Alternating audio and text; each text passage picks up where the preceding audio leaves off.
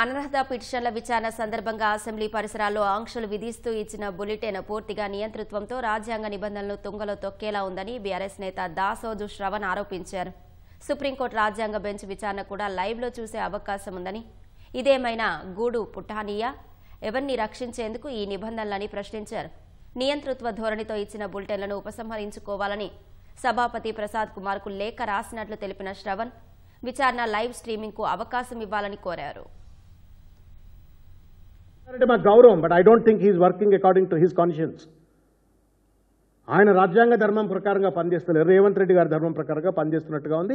ఈ లేఖ ఎందుకు అడుగుతారు, క్రాస్ ఎగ్జామినేషన్ చేస్తారు, ఒట్టి అబద్ధాలు ఆడుతున్నారు, పచ్చ అబద్ధాలు ఆడుతున్నారు వాళ్ళు. ఈ వ్యవహారం ప్రజలకు తెలియవద్దు అని చెప్పని ఈ కుట్ర, ఈ కుతంత్రం, వాళ్ళు చేసినటువంటి ఒక మోసపూరితమైన పార్టీ మారిన వైఖరిని ఏ రకంగా నగ్నంగా ట్రిబ్యునల్ ముందు నిలబెడుతున్నారు అడ్వకేట్లు అనేటువంటి విషయం ప్రజలకు తెలిస్తే వాళ్ళ పరువు పోతుంది, పార్టీలో చేర్చుకున్నట్టుగా రేవంత్ రెడ్డి పరువు పోతుంది, నగ్న స్వరూపం బయట కనబడుతుందని చెప్పని ఇవాళ కుట్రపూరితంగా ఇటువంటి ఒక లేఖ ఇచ్చిండ్రు.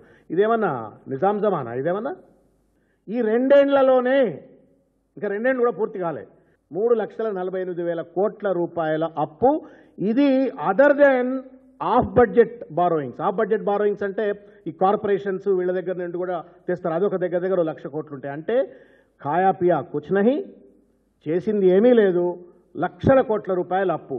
ఇన్ఎఫిషియంట్ ముఖ్యమంత్రి ఉంటే రాష్ట్రం ఎట్లా దివాలా తీస్తుంది, విజన్ లేని, విజ్డమ్ లేని పెద్ద మనిషి ముఖ్యమంత్రిగా ఉంటే ఎట్లా ఉంటుంది అనడానికి ఇది నిదర్శనం.